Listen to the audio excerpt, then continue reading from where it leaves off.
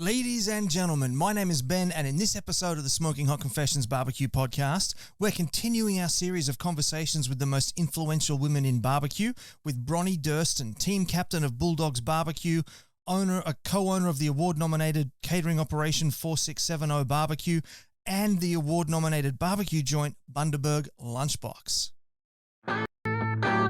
This is the internationally awarded Smoking Hot Confessions Barbecue podcast with your host, Ben Arnott. How long's it been since your last confession? Hey, Bronnie, welcome back to the confessional. It's been a long time since we've done a podcast episode. How are you? Been, and I get to see you this time. I just don't talk on the phone, so that's lovely. That's right, yeah. We have done a few technical upgrades. Yes. Very good. So I actually just saw you 48 hours ago in Meatstock, Toowoomba. How are you recovering? I'm still flying high, not because of the results, but because of the lovely gentlemen that come to visit Paul and myself. So yeah, I'm still buzzing from seeing Tuffy Stone. I'm blown away. And as someone said, I don't know who was more excited, you or Tuffy, to see each other. So yeah, it was lovely. Thank you, Rod Duggan, for arranging that for me. It was wonderful. I was actually there when that happened. That was a very sweet moment. I only thought I'd scream like that when I was 16, but yeah, who knew I could scream like that at 50? You would have thought there was the Beatles stepping off the plane in Sydney in the 1960s. It was. I'm not that old, Ben. Let's say Duran Duran, hey? No. I wasn't trying to say that, like, it was as if you were 16 then. I'm saying, like. Yeah. That's the vision that people have. Yeah, we'll just move on. Next question. Yes. But yeah, no, that was a great opportunity. And just on that note, Tuffy's just that kind of guy. He loves to get out amongst the people. He's not one of these celebrities that comes to the festivals and jumps on stage when they have to jump on stage and then disappear after that and then come back again for the next bit of stage work. If he's not on the stage, he's out there pressing palms in the crowd. And taking photographs. He's a big photographer, Mr. Stone is. So, yes. He was, when we first started to enjoy the perks of cooking our own barbecue and I Googled gentlemen of barbecue, he was the first Google hit for me. So, Tuffy, you are my first Google love. What exactly were you looking for when you Googled gentlemen of barbecue, Bronnie? Well, I didn't put naked gentlemen, Ben. I just said gentlemen. So, but yeah, no, that's what I just wanted to, because I like I like men with manners, so that's Tuffy. It is. That's all I'm saying, Ben. I think we're both blushing now. I haven't had a good laugh in a long time. That's awesome. Yeah, and he doesn't just come and say hi and take a snap and leave. Like, he'll stand there and he'll talk to you for 5, 10, 15 minutes. It was, and we talked about our lovely region of Bundaberg. He never actually heard of us, so of course I gush on about Bundy. So I did that. I've also told him that he has to come to our barbecue con, so he was pretty keen to do that. We discussed our lamb, because that was the first thing Tuffy ever, thanks to Jay Beaumont, FaceTime me about, was about our lamb after we got a first at Rocky and then a second on count back in Burleigh.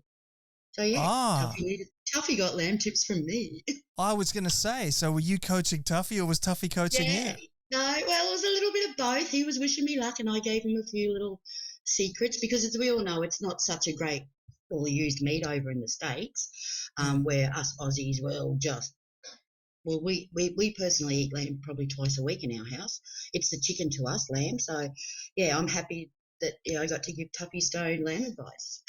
Yeah. Well, with lamb prices the way they are here on the Gold Coast at the moment, chicken is the chicken for us. Oh, yeah, well, they are a bit pricey, but yeah, I know. We lash out and once a week have little curly chops. They're our favourite. Then on usually Sunday afternoon to watch football, Paul will grill up some good old-fashioned barbecue lamb chops, and they're awesome too. The 4-quarter chops? Yeah. And they're young. On the GA, they're fantastic. So. How good is the humble GA? I know. But if I'm really lucky, Ben, he will do his 35-minute lamb leg for me. Mediterranean style, and I won't give his secrets away because that's his. But we're having that this weekend for Easter when the family come up. Not on Friday though. We're having fish. That's right. It is Easter this weekend, isn't it? Yeah, and me being the good Catholic girl has to eat fish. Well, not really. I'm having a Chico roll. Okay. Well, I'm sure there's some seafood in a Chico roll somewhere. There's something in a Chico roll. Yeah. It might be that synthetic crab filler or something, but I'm sure there's something that. Well, funny enough, those seafood sticks are one of our biggest sellers at our little takeaway shop, and I always laugh when they go, "Can I have a seafood stick?" And I'm like, "Yeah, okay." Is it spelled with the letter C? Yeah, I actually might change it on the menu and put that. C-F-O-O-D. I might do that because I've seen the documentary. I know that ain't seafood then. I haven't seen the documentary, and I've chosen not to watch the documentary because I'd rather just not know. Yeah, sometimes it's better to live in ignorance. Exactly, yeah. Ignorance and denial, just a nice mix. So that was us on the weekend with our brisket. Yeah, well, we're going to get to that brisket in just a minute. But let's just continue wrapping on Meatstock there. How did you enjoy the whole festival, the whole spectacle, the whole event? The vibe was great. People were everywhere. The heat beads with the flaming mongrels, their stand was amazing, even though I didn't get to sample any of their food. We tried the Brazilian barbecue. We'd never actually had traditional Brazilian barbecue cooked by Brazilians, let's say. And yeah, it was pretty. Oh yeah, the chorizo. We fought over that. And I also tried their guava soft drink because I like guavas. So yeah, I was pretty impressed with that. So I like to go to places like such Meatstocks to try something that we wouldn't cook and probably we haven't seen before because in Bundy we don't get a lot of Brazilian barbecue, but yeah. And just a big shout out to the mafia for those tacos. Oh yeah. I had a double serve, so yeah, fantastic. Was that the birria taco or the? Yeah, and the broth alone, I could have just. If Drew sold that as a bowl of soup, I'd be there every day. Amazing, great work, guys. But now, of course, we'll steal it and twist it our little way for the Bundy market and see how we go. Yeah. I was actually watching him make them, and he posted, I think it was today, that they did something like 700 serves of birria tacos, and I was so sad because I was watching him make them, and they looked absolutely incredible, and I happened to be really violently allergic to cheese. And I wanted to eat it so bad. I'm sure if you asked Drew nicely, could have just done a plain meat. But yeah, no, sensational. And everyone I spoke to that had them has just raved about them. So, top effort, Drew, top effort. Yeah. And did you get out to see any of the bands and the strongman and the strongwoman and all that? Oh my God, those strong women. They're not that big, really. I was amazed. I thought how do I put this nicely? I thought they'd be a bit more bigger and heavy set, but those little girls, little women, amazing. Some of those, that pushing that thing around on the ball, like I had probably 47 heart attacks just watching them do it. So yeah, I left that pretty quick. I saw Macca's knife rolls; they were pretty cool. Some of the bands we heard Lee. He sounded awesome. The Wolf Brothers were pretty cool. They did a bit of a cover sort of set in between singing songs, so everyone I could hear Meatstock singing Johnny Farnham's "You're the Voice," so that was pretty cool. Oh wow! Didn't make it to the rodeo, but I've seen men and horses all my life, so yeah. Next. Fair enough. Yeah, I did make it around to the rodeo and or rodeo. I'm not sure how to pronounce it. Yeah, it depends rodeo, on okay. Yeah, how your parents taught you to say it, doesn't it? Okay, all right. I don't know. But I just know that the old 4-wheel drive was Holden Rodeo. So. Oh, okay, all right. So I'm not a car person then. You put petrol in it and that's it. Oh, there's other things we know, but yeah, basically that's it. Yeah, they need oil too, Bronnie. Oh yes, okay. I'll remember that too. Thanks. You write that tip down. Tip from down. Yeah, no, I made it around over there to just to try and get just a little bit of video, just some B-roll to try and splice in my videos.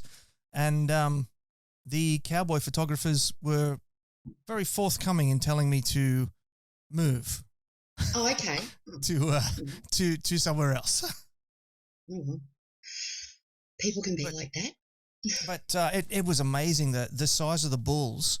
And one of the riders, he was on the days that he wasn't riding bulls, he was a professional jockey. So he was quite a small man, and on this huge bull, and he got launched. Oh, okay, all right. So I wish I was seeing that. Yeah, well, we work at the race course, so we see jockeys all the time. I do know how little jockeys can be. Oh, so, okay. That would be pretty amazing. There you go. And of course, there was the ABA Awards night as well. You were looking lovely there, and Paul scrubbed up his best. And yeah, I don't think people recognise me in a dress and my hair down, but yeah, I wore a dress. It was a bit exciting. I don't get that often to get dressed up that much anymore, so I did put a bit of flair into it. No call out for us, but it was just lovely to see everybody. Because of that spicy flu, we really haven't seen anybody, so it was just wonderful to just actually hug people again. That was the best part. And we sat with the OG table. We had the meat sweats and double barrel. So that was that became very entertaining through the night. Wow, yeah, I think your team, meat sweats and double barrel, would have all been together all the way back to 2015 Burleigh. Yeah, the only one we worked at that they had done before us was the first ever Port Mac. Yep. And that's thanks to them. That's how Paul saw the footage, and that's how we got into it. So, yeah. Oh, right. Good damn meat sweats. Yeah. There you go. So the awards night I felt was really amazing. It was professional. It looked $1 million. Oh, can I just say that the two gentlemen that did the announcing were top notch. I'd recommend them to everybody. Thank you. I wasn't fishing, but I was. You did a great job, Ben. You did do a great job. It ran really smoothly. And one thing I have to say is that I think everyone enjoyed the little breaks between things. So yeah, no, well thought out and well planned and well run. Congratulations. Yeah, thank you. The point I was going to make though was that it's amazing to see just how much the industry and the scene has grown, that we're able to put on an awards night of that gravitas, of that much theatre, of that much spectacle, of that high caliber. Yeah, we're not just in a backyard cooking, but we're an identity that people should be aware of. That the barbecue world's real. As we explained it to people when we got nominated, to us it's an Oscar. Yeah, I can tell people for the rest of my life that we were nominated. They do as movie stars, so we will. It was an honour and a privilege. So yeah, we thought it was a great night. We enjoyed ourselves. I found that obviously 7 little gins was my limit, so that's what I stopped at. 7 gins is impressive. That's a lot of gin. So too, for a non-drinker, that was what I did. For a non-drinker too. Okay. So tell me about the SCA. Do you guys compete in the SCA? We don't, but from seeing some of the hand-ins, I might put my name down to judge. Ooh, okay. Some of those things were, wow, the desserts they saw, even down to the little baby hot dogs. It's all. I don't know how to say this politely. The steak side really doesn't interest me. Okay. But all the little ancillaries and that, do, because I love that sort of, especially a bit of kitsch. I love a bit of kitsch. So when I saw that you could do devil eggs, I was like, oh, yeah, I love the kitschy side of it. Let's say that more than the steak side. Sorry, guys. Fair enough. That's the truth. The creative elements of it and the and it's not just something they've thought about it and worked on it and probably made 6 or 7 efforts of it. So it's not a cheap thing to do. No. And the heart and soul and effort that goes into it, everyone should be congratulated on a great effort. Definitely, yeah. Now tell me, as Bulldogs BBQ, your competition team, how did you go in the ABA low and slow side of the competition? We did terrible. To be honest, friend. Okay. All right. We did, and what's my point of hiding it? It's all out there. Everyone can read it. Everyone can read it if they choose. So we came last in brisket. As soon as I cut it, we all sort of went to each other and went, what do you do? And I'm like, well, I'd rather hand in something than nothing. So worked with what I could and handed it in, and no surprise for us and no shame. We've tried. Worst things Everybody could have does happened. it. Didn't kill anybody, so that was good. No. Just it didn't cook up to a nice size. It just shrunk a little bit too much for what I like to put in a box. But I loaded that baby up and closed it up and took it down with pride, because that's what my husband cooked, and I'm always, I am proud of what he cooks, even though I know that it's not going to win. But let me tell you, every week that he cooks barbecue, sensational. And we all have bad cooks. We all, whether it's at home or at a comp, doo-doo happens. Yeah, it does, definitely, yeah. And how'd you go with the other categories? Pretty good.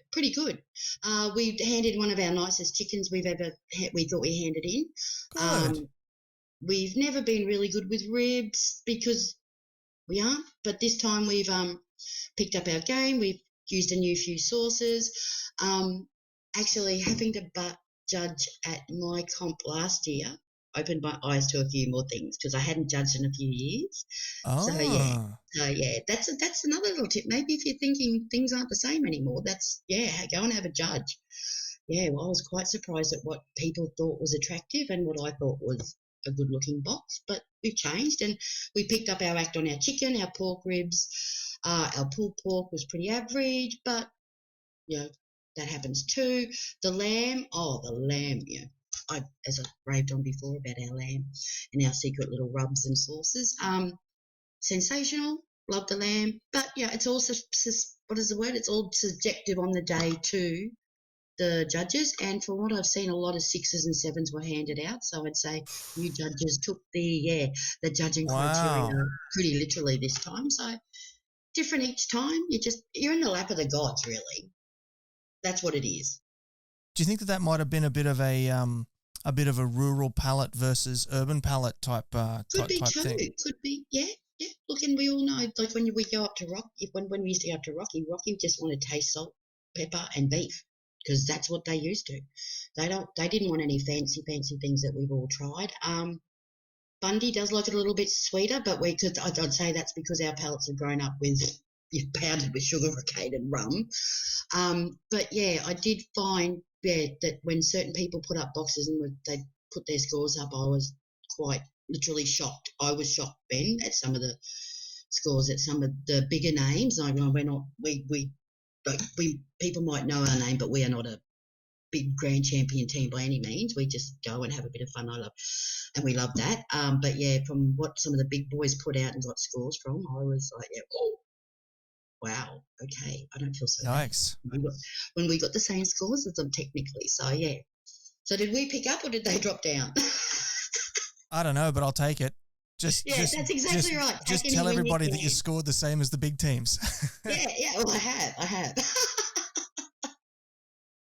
Nice. Now, you mentioned your own barbecue competition there. Of course, it's the Bundaberg BBQ Battle. It's unfortunately not happening this year.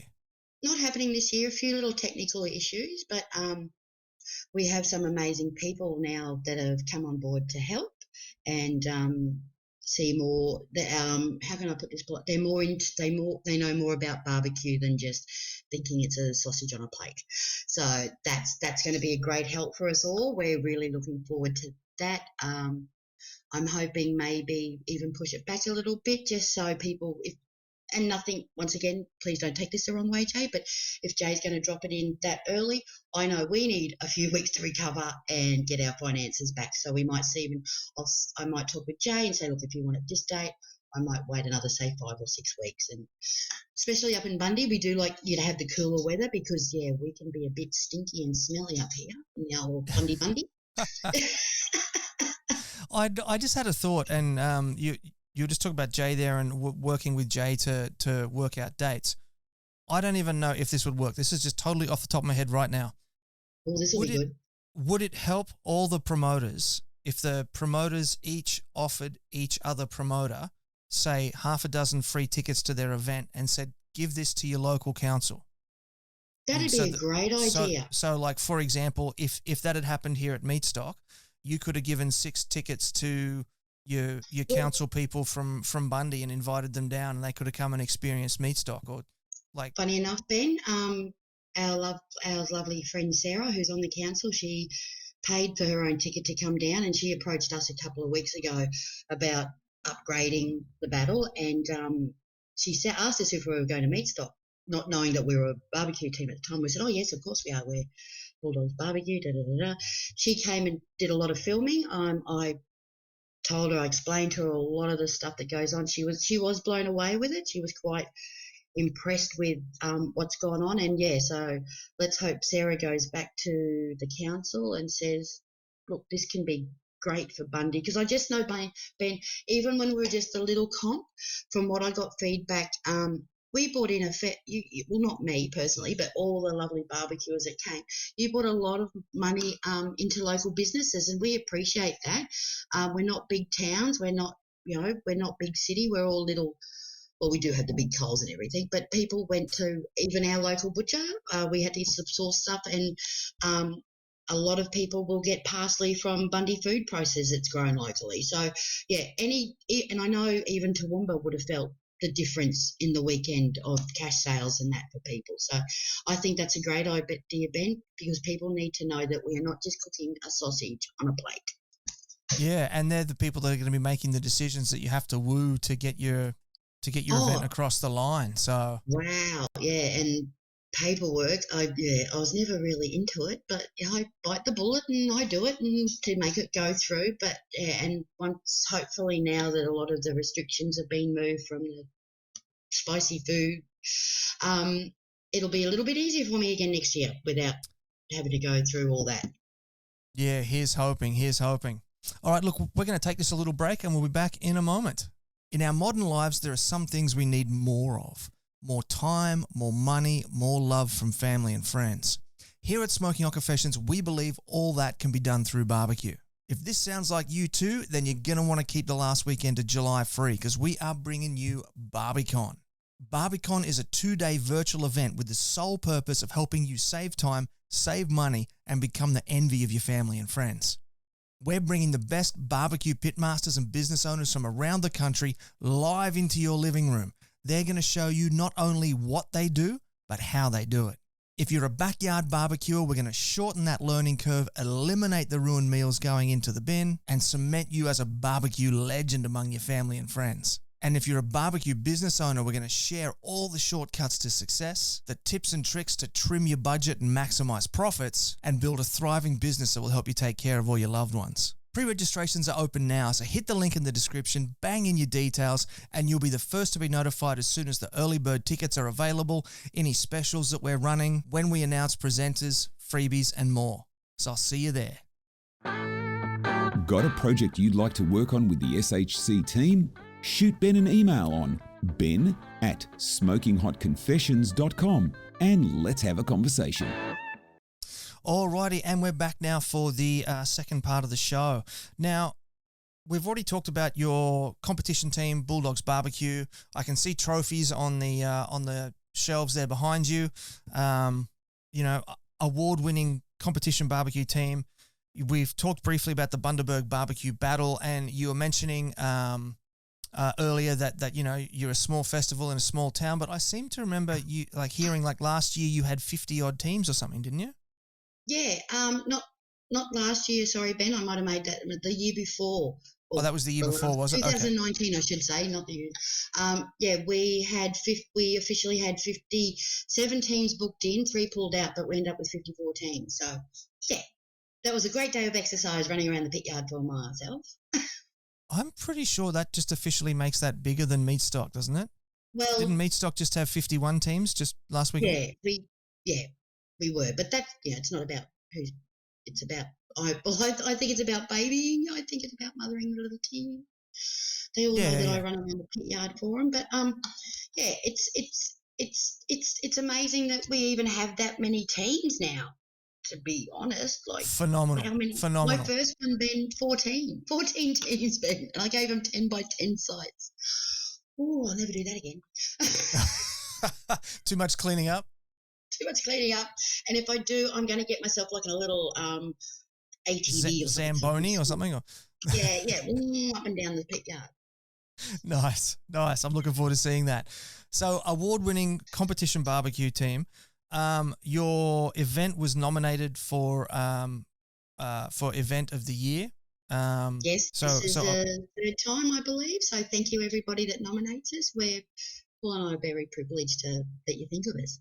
Definitely, yeah. So award-nominated event. You've now got also, actually in the ABA Awards and in this new award that we're about to start talking about, 4670 Barbecue has picked up some nominations, and you're actually waiting on some news tomorrow. Tomorrow night, yeah. Tell us about what's happening there. So 4670 Barbecue, Paul and myself, we've been nominated for Wedding Caterers of the Year for the Wide Bay, Burnett, Fraser Coast region.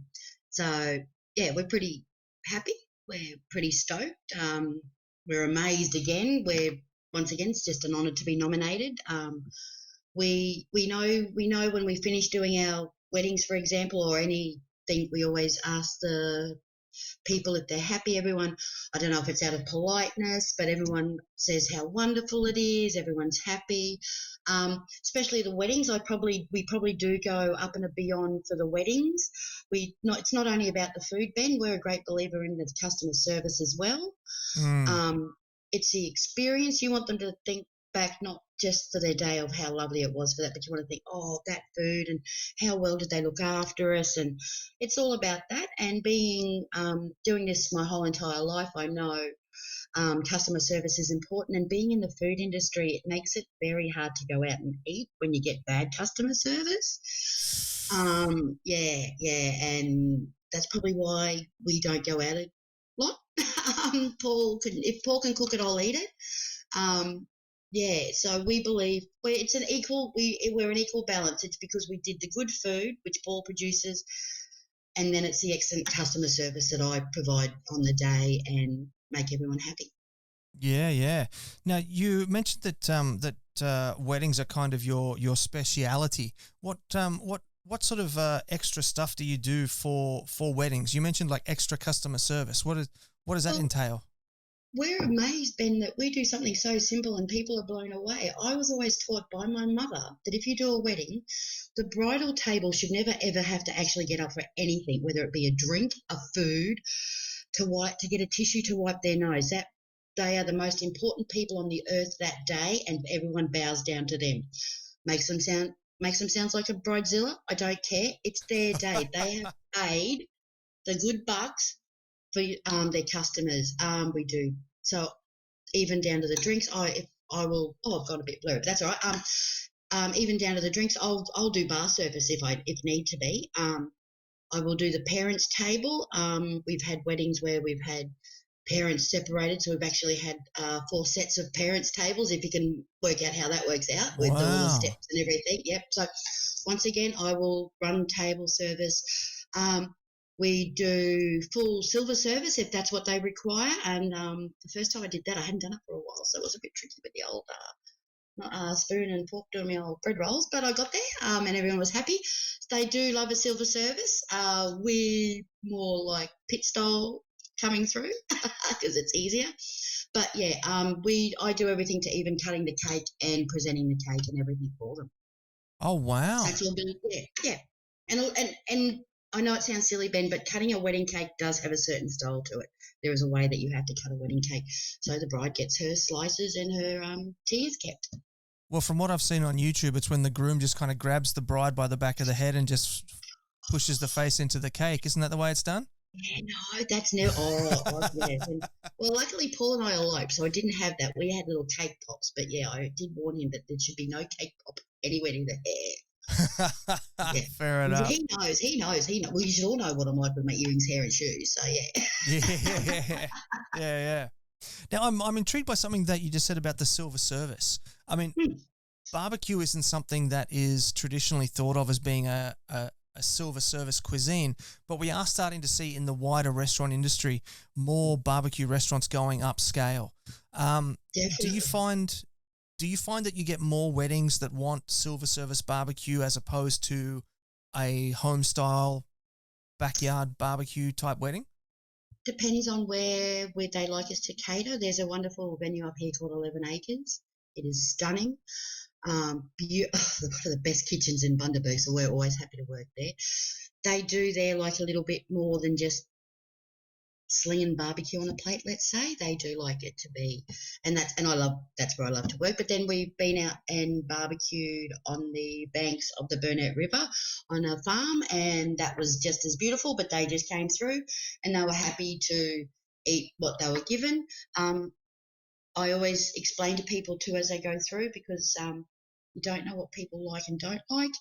I explain to them and again, allergies or something, because I always explain to each person what's been in it. I explain that there's no MSG, stuff like that.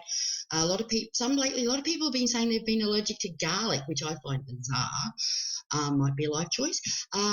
So yeah, I said to Paul, maybe we could start looking at doing less garlic rubs or something too. So yeah, just little pickups. But yeah, just the silver service is lovely, Ben. It's just so formal, and everyone's impressed when you bring out food to be served to them and you place it in front of them. It's more a wow factor actually, because when they line up, they've seen what other people have walked by with, because it's taking them back. But yeah, silver service, madam, and it's like, oh wow, and they always say, we're never going to eat all that, and I'm like, that's good, because I don't want you to eat all that. I want you to be full and know that we've fed you well.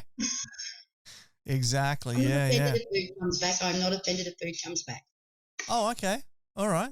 What does happen to it, to any leftover food? Do you donate it to charities, or is there a lot of it goes to the cat rescue. I know they all know I love my cats. Just the meat and that. The veggies we can bring home and we put in our compost bin.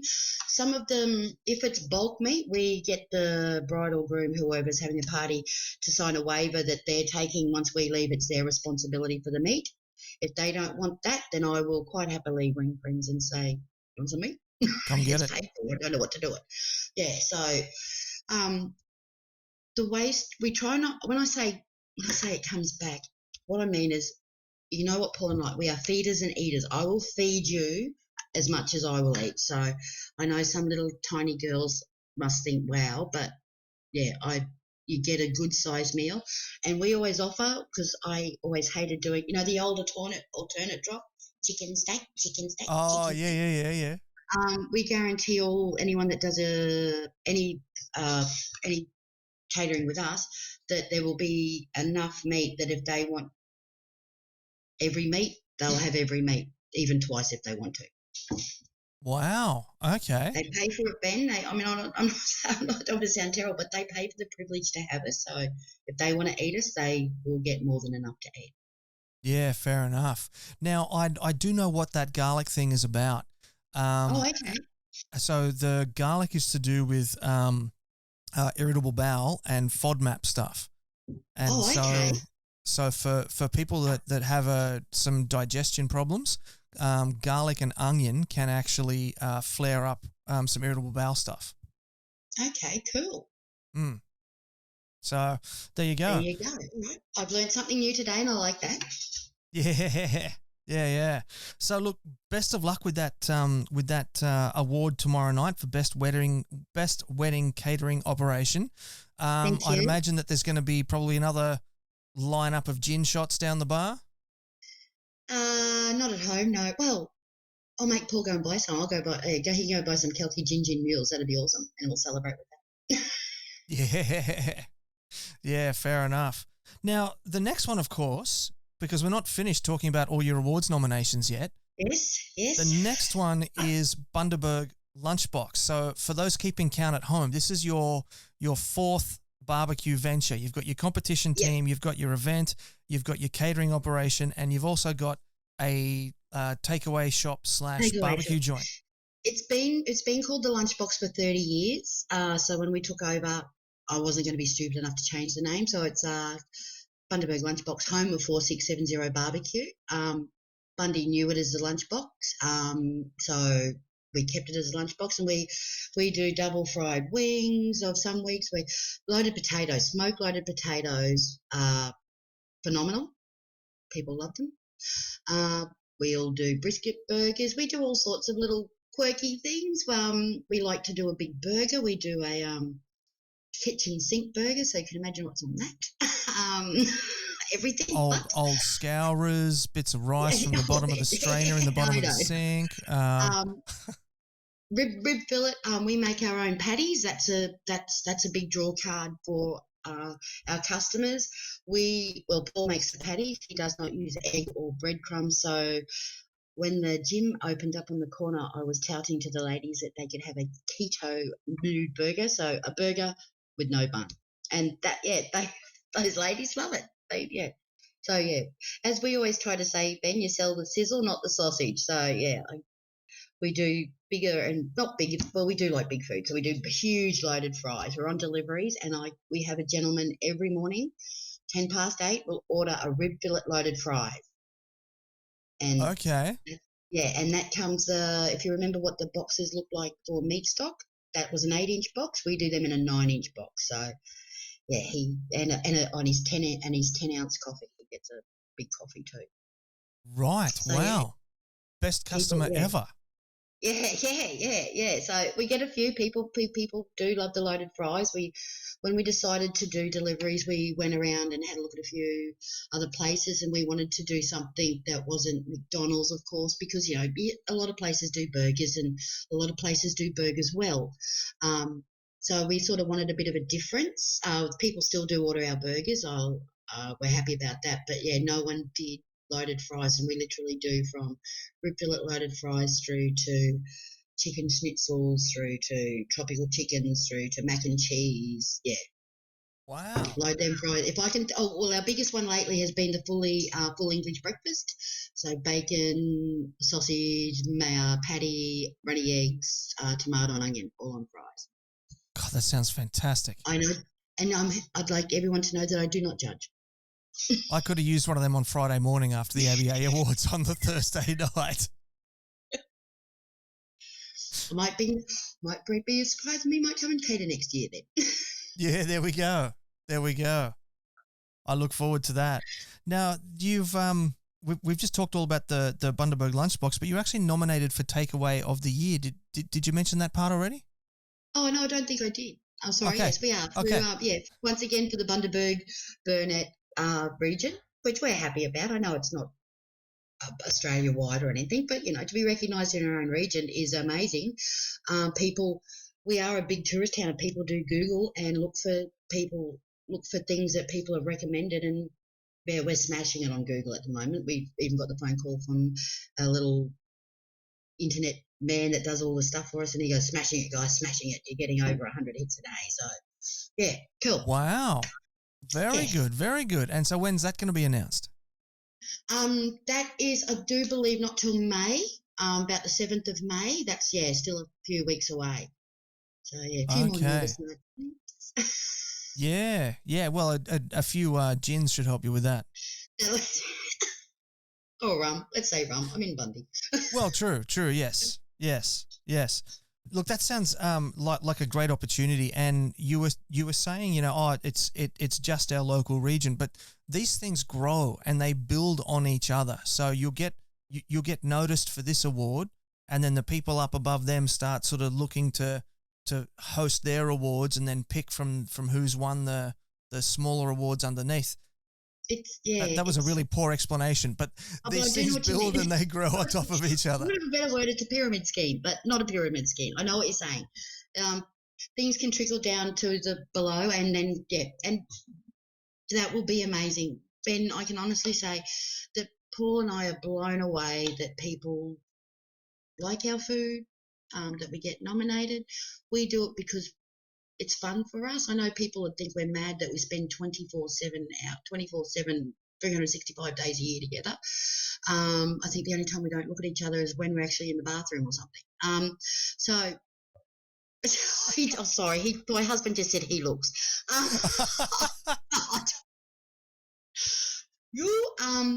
So we're just amazed at people. That's what I've got to live with, people. We're just blown away that we're recognised for something that we enjoy doing. It's not even a job, really. yeah, serving people, having a laugh. I don't think it's a job what we do. And you're crushing it. You're all four of your barbecue ventures are either award winning or award nominated. Like, and can I just add one more? We are also the caterers at the Bundaberg Racecourse. So 5 then, 5. Well, I was actually about to ask what's coming up in the future. We've done that for nearly 12 months, so yeah, it's been a nice little connection for us, because actually my grandfather, who's passed now, back in the day, even before I was thought of, he had a horse that held the Bundaberg Cup, so it's nice to come round and have part of the family come back to Bundaberg Racecourse again. Yeah, right. So you're now the official catering operation for the racecourse. Yeah, so that's amazing. Yeah, so it's hard. I say hard work, but once again, it's fun. We get to go out. The boys that work with us love race days. They do call out the code word brisket when everyone has to come out the front to see what's walking by. Oh, okay. Yeah, I said if they couldn't. I said they couldn't. Oh, I haven't had a look at that one. I said there had to be a code word, and the code word's brisket. Okay, all right, fair enough. And so, do you change up the menu for different locations? Like, is the clientele different at the racecourse to the clientele at the takeaway? We do.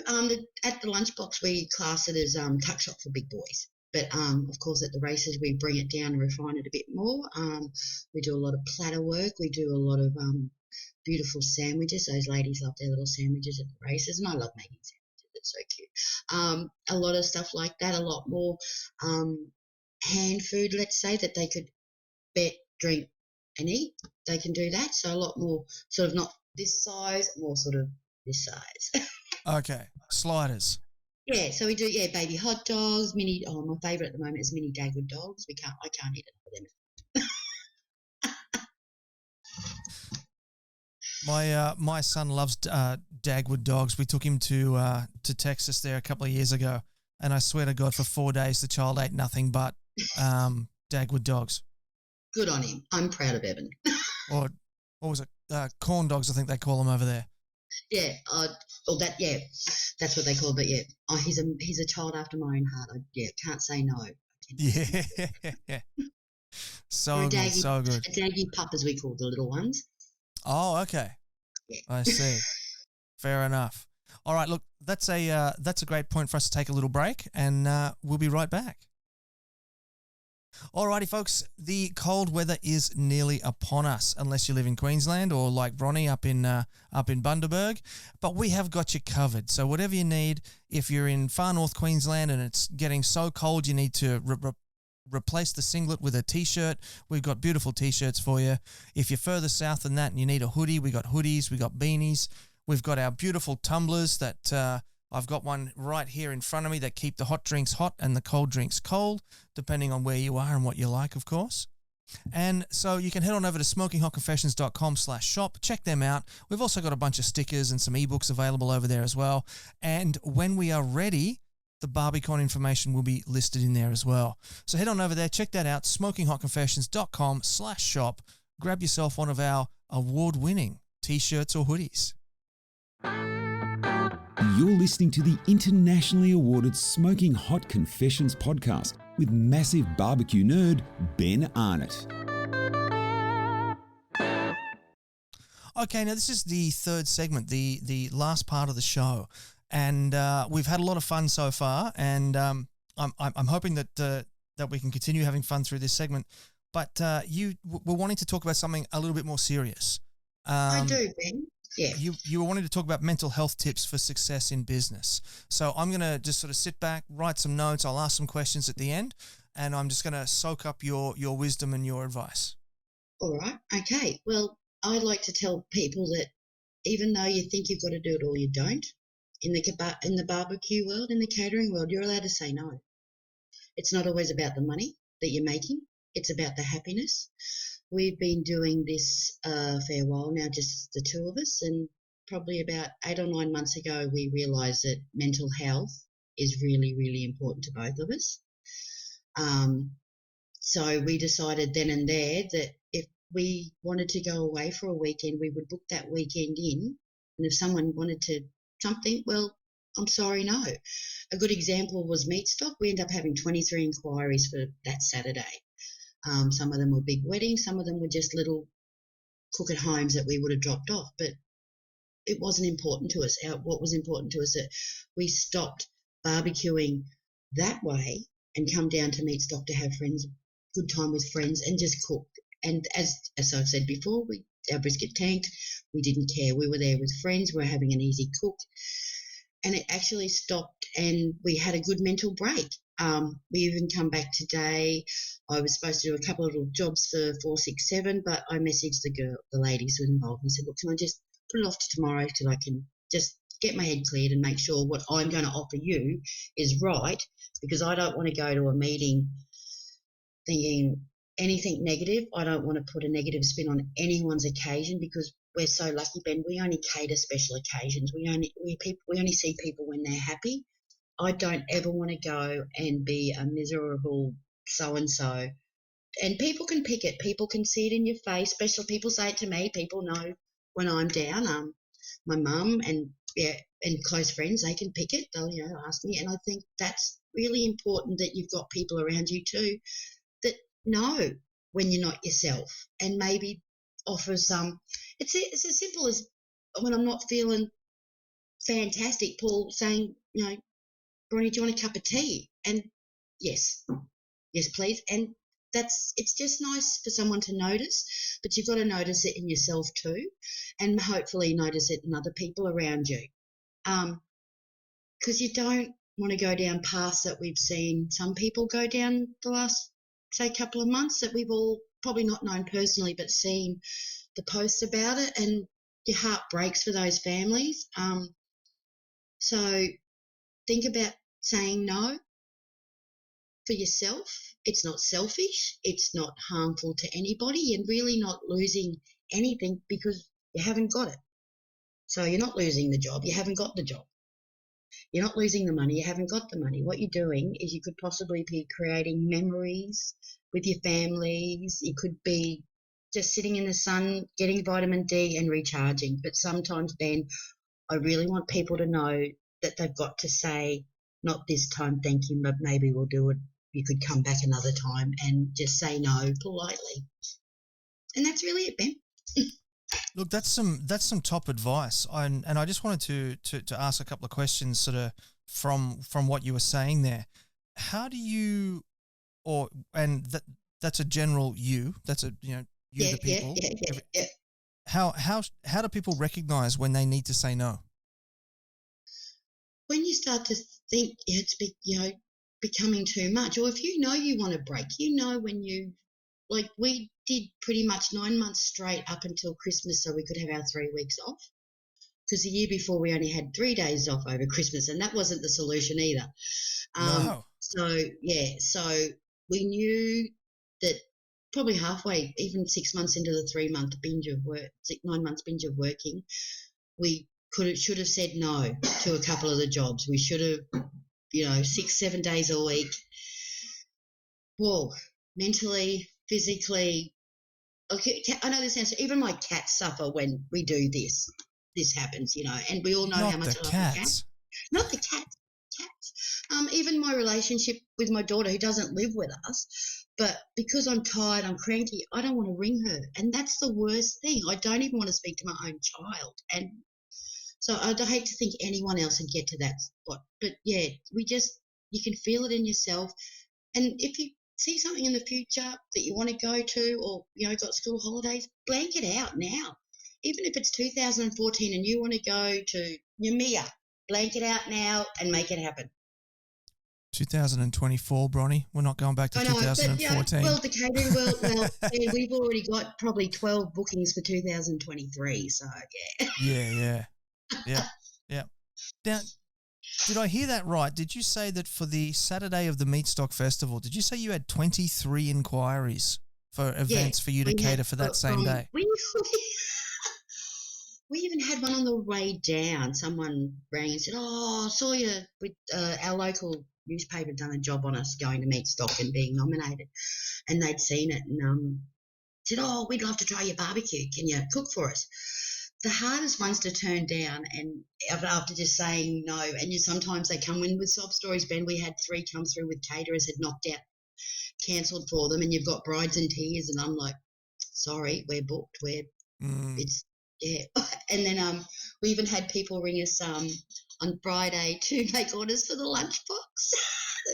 Our regulars, I told you we're in Toowoomba. I told you 3 weeks in a row that we'd be in Toowoomba this day. But I did joke with them and tell them I'd rush back and make them a burger and come back and do the barbecue.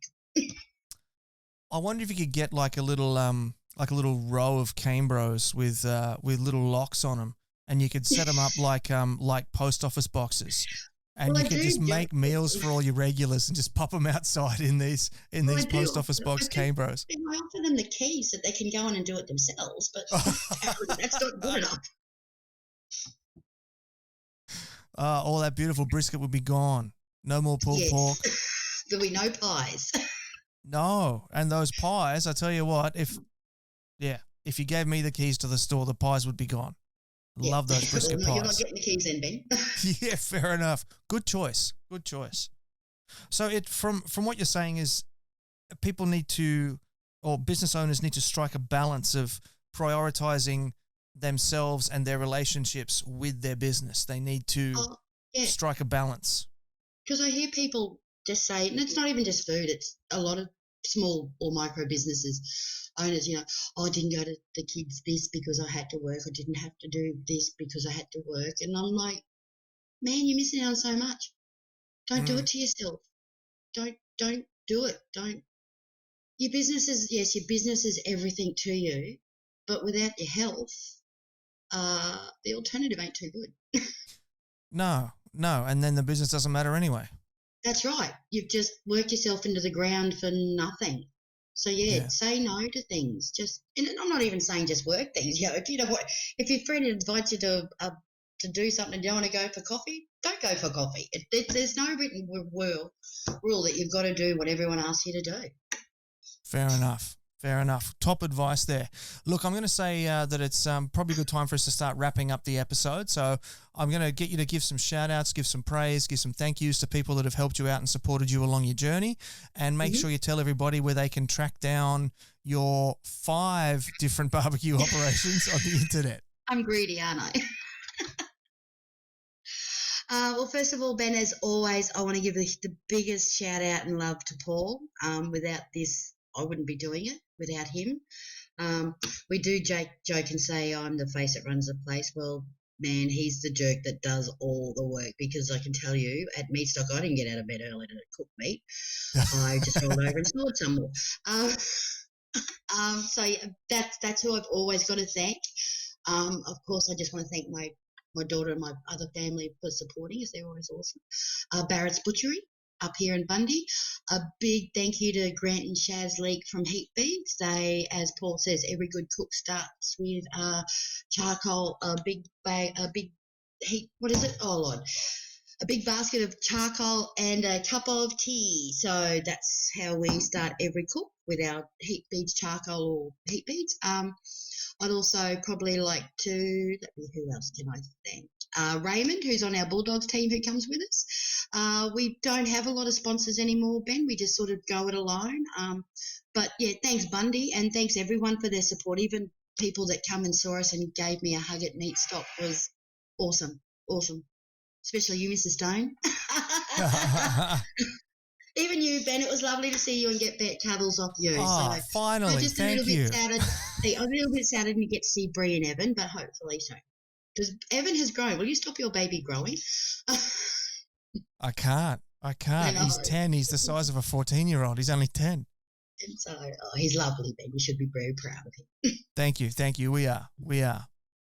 Alrighty, well that's a wrap, Bronnie. So thank you very much for your time. It's a Monday afternoon. I'm assuming this must be your Sunday then, with all your different operations that you got going. This is our Monday. It's Monday night, so Monday night is probably nothing for us tonight, because we've done all we've got to do for the week. I've got it all done. So Yeah, and I postponed what I didn't want to do. See, I said no, Ben. I said no. There you go. There you go. Practicing what you preach. There it is. All right. Thank you very much, Bronnie, and I look forward to seeing you again soon. Thanks. Bye, everyone. All righty, folks. There you have it. That was the ever effervescent, the bubbly, the lovable, the loving Bronnie Durston. And her partner Paul was off screen heckling. I could hear it throughout the interview. I'm not sure if you could. I could hear him in the background there. We'll have to listen on the playback and catch up on all these little quips and things. But I tell you what, they are a dynamic duo. I didn't even know about the fifth one, and they're up to they're now up to 5. I thought it was 4. That is just phenomenal. And as we discussed, all 4 of those things, they're either already won awards or about to win awards for. They're award nominated. So huge commitment to the barbecue scene, striking the barbecue industry from all possible angles and just smashing goals out of the park. So Bronnie's one of our favourite people here at Smoking Hot Confessions, and I'm sure she's now going to be one of yours as well. So before I let you go, just a quick reminder, Barbicon. And also head over to smokinghotconfessions.com/shop. Check out all the merch, the t-shirts, the hoodies, the beanies, the tumblers, the stickers, the ebooks, all that good stuff. And until next time, take care of each other and keep on queuing. Thanks for listening to the Smoking Hot Confessions podcast. Head on over to smokinghotconfessions.com for recipes, tips, and Ben's own confessions.